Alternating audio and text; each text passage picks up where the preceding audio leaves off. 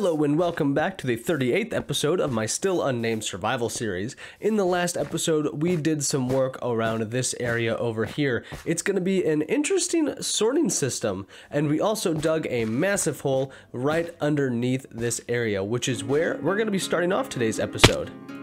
This pretty large underground area is now going to be filled with redstone. This is where all of the mechanical systems for our sorter is going to be.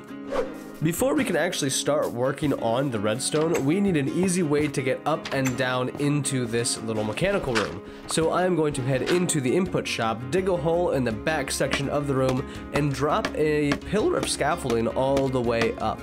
This will give us an easy access point to the redstone while remaining hidden from the surface.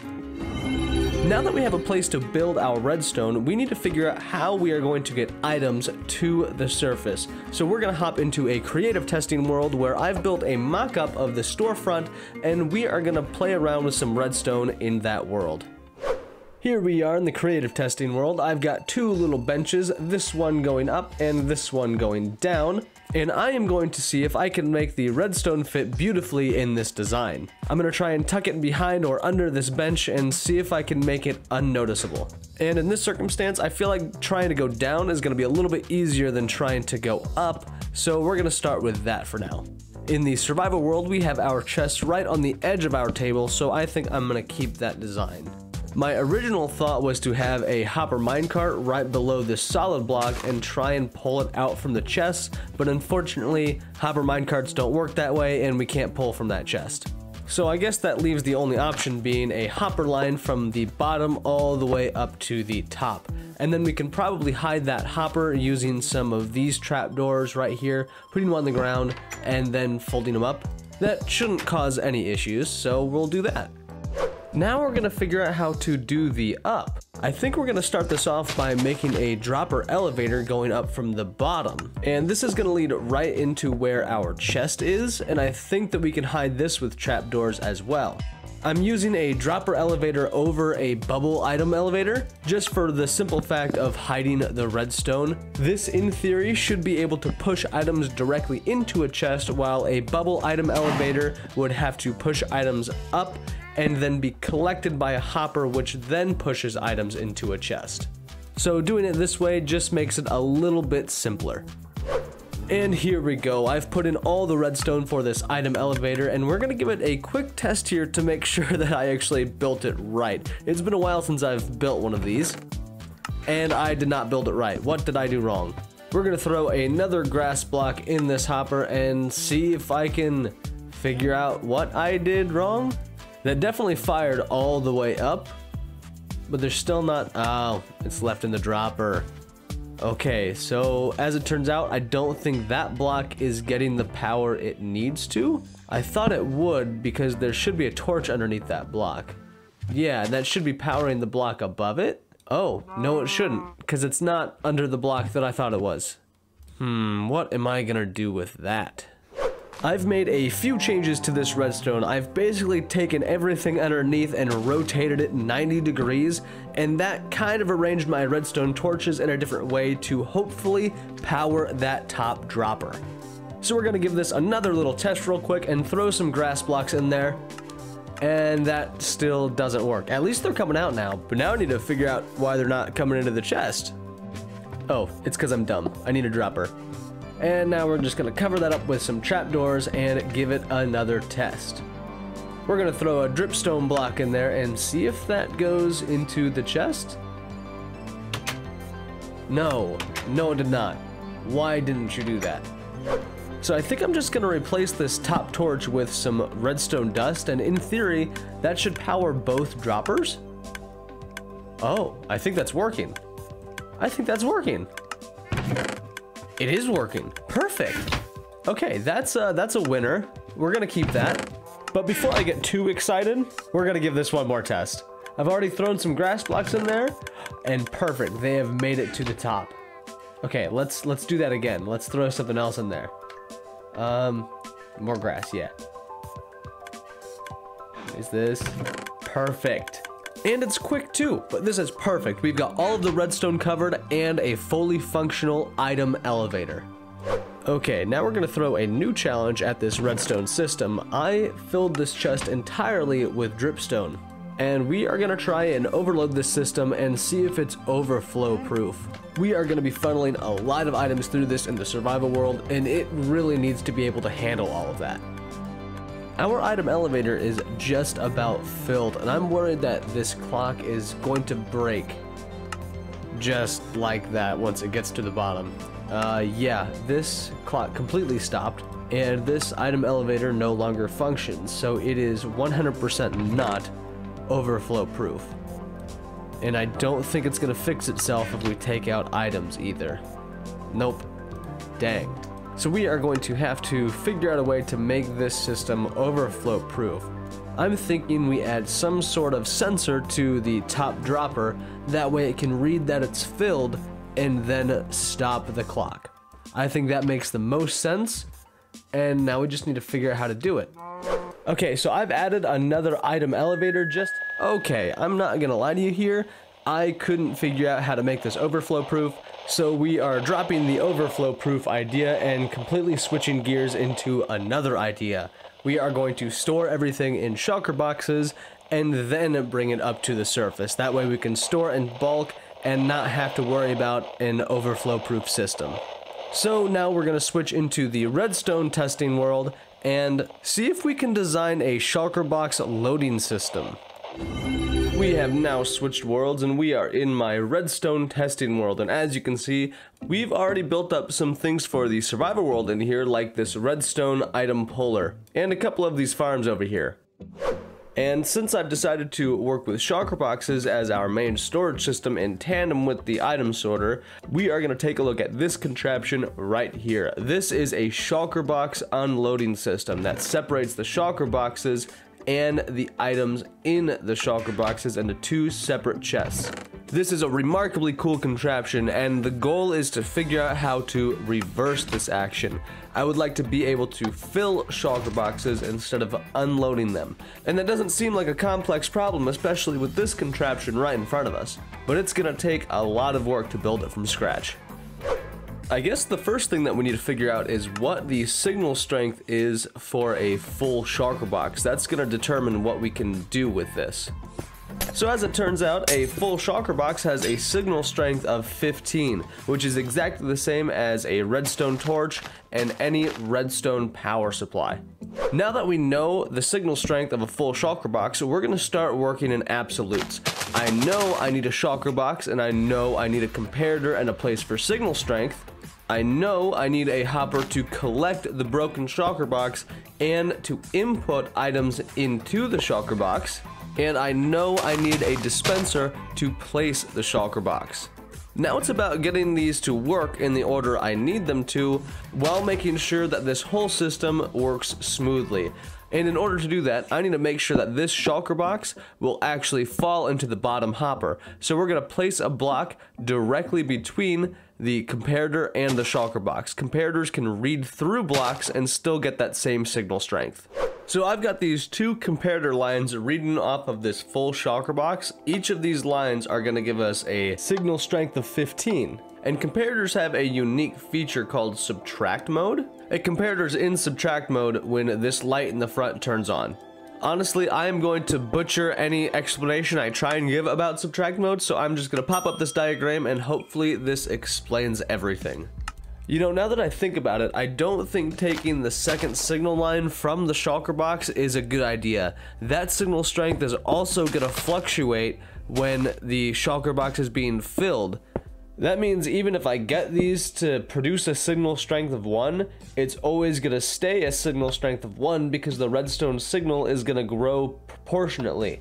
So in theory, it would activate the crusher even if it was empty. The good news is that any redstone power source has a signal strength of 15, so we can make that our baseline and then take our main signal line from the shulker box itself. So once it reaches 15 too, we should get a signal strength of 1.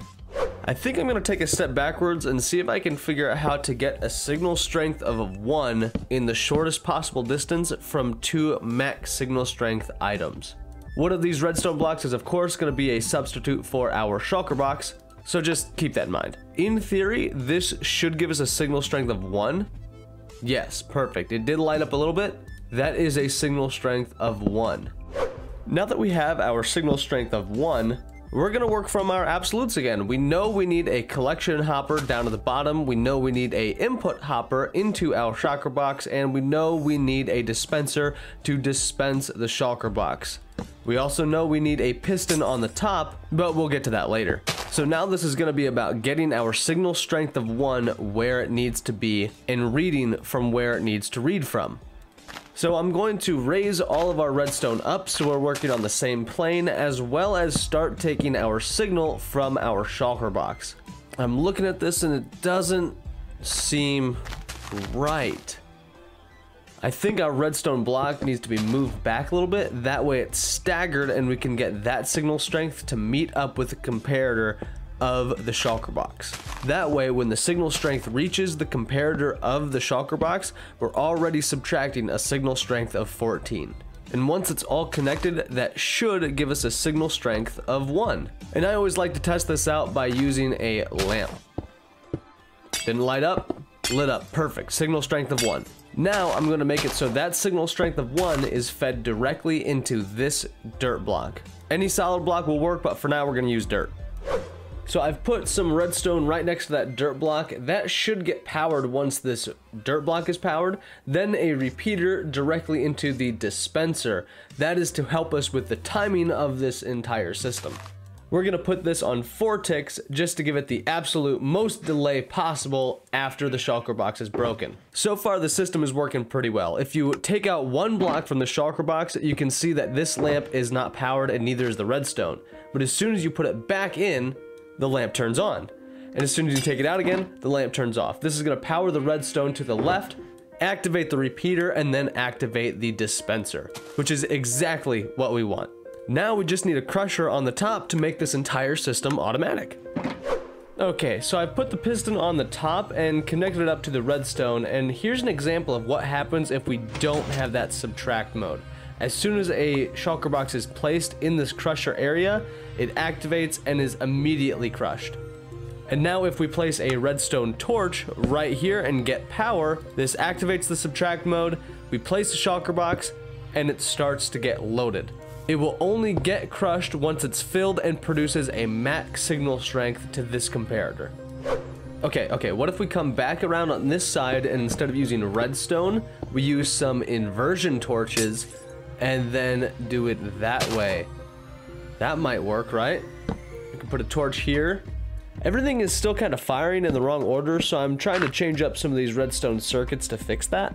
No, this won't work. If we put a block in front of that torch, that redstone's powered. We could block it off? No, we can't do that, because then the redstone would still be powered.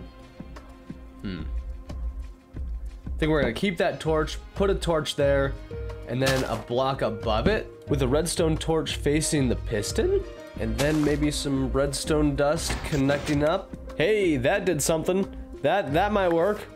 Okay, I think we're gonna stick with that. Let's give that a test real quick. Okay, that crusher worked. I think that's a full shulker box. Yeah, that's definitely a full shulker box. Okay, now we're gonna test it with a not full shulker box. That seems to be working. Now we're gonna throw this wooden plank in here and see if it breaks. Oh, I missed. We're gonna try that again. Oh my gosh. That worked. We have a working system. Oh my gosh. Okay, now that we have a working system, let's give it a true test. We've got a few shulker boxes in there with some oak planks, and of course one is missing. Oh, why didn't that work? No. What? Okay, so I've made a few changes. As it turns out, that dropper was being constantly powered from the inverter in the back. The repeater was just constantly pushing power to it, so when I added the button and tried to click the button, it basically did nothing. So I've replaced the repeater with an observer and some redstone dust, and that should fix the system.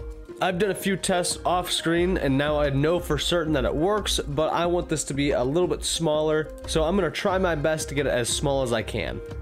And this is the final design that I could come up with. So we're gonna load up these 5 shulker boxes into this system, give it a test, and see how well it works. So far, it's looking like it's working pretty perfectly. It's loading up the shulker box and then braking and then ejecting the next shulker box into the system. All in all, I would have to say that this is a win. So this is the final design that I am going to put in my storage system. And now that we've decided everything we're gonna do, let's head back into the survival world. I am now back in the survival world, and I am just gonna go through all of my redstone resources and see if we have enough to actually build this sorting system. I don't think we do at all, so I'm just gonna go through and organize all of it anyway. So as it turns out, we are pretty poor when it comes to redstone, but we need a bunch of redstone comparators, repeaters, observers, a whole bunch of chests and hoppers, as well as sticky pistons. So I'm going to go ahead and craft up as many of those as I can and try and have a surplus of any redstone item we could possibly need. And after a fairly intense bit of resource gathering, I think I'll have everything I need for quite a while. I might need a little bit more sticky pistons than this, but for now I think we are ready to move on. So I'm going to drop everything off into the little hole we dug, and then, I don't know, I think we'll start building. Unfortunately, it's not just redstone that we need. I still need a shulker box of glass and a shulker box of ice, so I think I'm going to go ahead and grab those right now. You know what, we're going to take a 90-degree turn into something else. Before we start building this sorting system, I think we need to build a little bit on our Megabase. I have to build 4 small little towers on the outside of my build, so we are going to start doing that right now.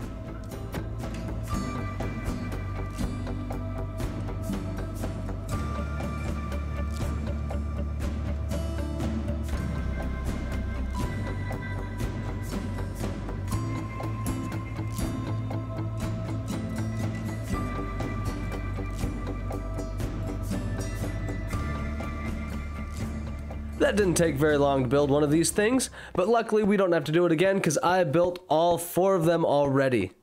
So now with that out of the way, let's get back to building our sorting system. So I'm thinking this chest on the right is going to be our shulker box input. This is where we're going to put full shulker boxes that need to be emptied and then sorted into this system. So I'm going to dig straight down right into our cavern, and then up top by this hole is where our shulker box unloading system is going to be put in. We are also going to dig a hole right underneath this chest as well. This is going to be the item input that also leads to the sorting system. Now that we have the spot picked out for our shulker box unloading system, I think I'm just going to go ahead and build it. I'm not going to show me building this. If you want to see how I build this redstone contraption, there is a video on my channel in the Redstones playlist. I'll also link it in the description below. And that is the shulker box unloader in its final spot in this area. I am going to run a few item droppers and dispensers from those chests just so we can get the shulker boxes and items into water lines. But other than that, this shulker box unloader is complete. So now we're going to go up to the storefront and figure out how to hide those hoppers and make the storefront still look beautiful. On this storefront, I want this hopper to be completely hidden. So we're going to take this staircase in the back and cover up the sides. We're going to replace this half slab and put a staircase just like that. And then on this side, pretty much do the same thing with an upside down staircase so it matches that table. On here, it matches this staircase and it gives us a little shelf design, which I kind of like. And then we're going to cover up the hoppers with 2 trapdoors. This will still stay within our color palette and our design, and these trapdoors shouldn't affect the redstone or be affected by the redstone at all. And speaking of redstone, this system needs an activator button. The shulker box unloader does need to be turned on whenever you put a shulker box inside. So I'm thinking we'll put a button right next to here, disguised as a pebble like in our path. This stone brick block right here is the one that needs to receive power to turn the machine on. So we have to somehow get power to the surface directly into this block. So I'm thinking we'll run a redstone dust path into a repeater facing that block. So I've got the redstone ran underneath the ground right here, and we're gonna go ahead and place a button down and give this a test. Oh, that's not right.